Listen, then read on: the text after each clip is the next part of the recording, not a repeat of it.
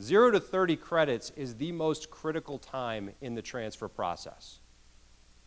The least important time is the end when you're doing the paperwork. This point is the critical end because now is where we start figuring out how are you going to get where you're going to go and where are you going to go to begin with. So the first question you'll get from us is never, what do you want to major in? It's never, where do you want to go? It's, what do you want to do? What's the goal? Why are we doing all of this? Right? Because at that point, you start to reverse engineer the process. Right? Now that I know what you want to do, we can talk about all of the different programs and majors and degrees that you need to do to get to that.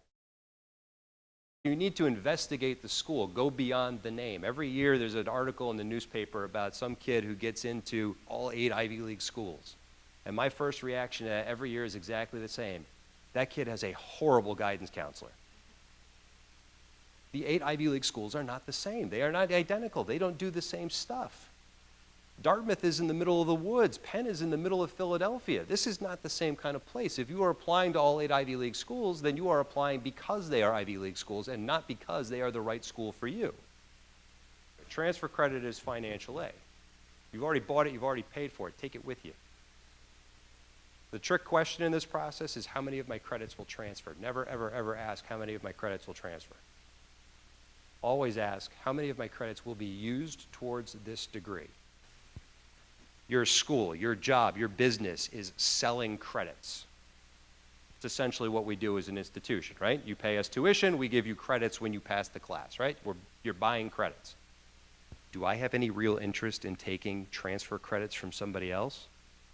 Not really, right? Think about that for a second. It's against my best interest as the institution to use your credits. The fewer credits I use, the more you have to pay me. Business.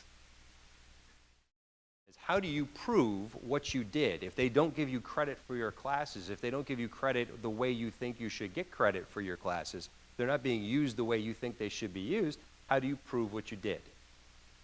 Your syllabus. If I'm the guy doing the evaluation at the four-year college, I don't have your syllabus. I don't have access to that. I don't know who your professor is or anything else, but you have your syllabus. Keep your syllabi. Not just all the way through here, but keep them through your four-year college as well, because when you're done with grad school, when you're not getting any more degrees, burn them all, have a big bonfire, have a glass of wine, watch them go. It's very therapeutic. I get students in my office all the time, I want to be a nurse. Great, let's pull up your transcript. I see that you failed anatomy and physiology 5 times.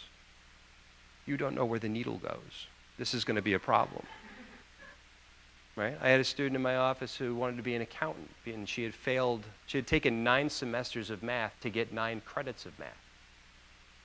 None of these students are bad students. None of these students are unintelligent. All of these students have made one mistake. They have clung to something for the wrong reason. Why do you want to be a nurse? I want to help people. Fantastic. There are lots of ways to help people. I help people every day, and I don't have to go anywhere near a needle or a chemistry class. Right? I get to help people all the time, but I get to do it in a different way. Have you thought about social work, speech pathology, nutrition and dietetics, counseling of any kind? And they're usually, no. It had never occurred to them because they came in with the idea of I want to be a nurse, and then despite all of the red flags, had continued to pursue that. It's okay to step back every now and again and reassess, what am I doing and why am I doing it?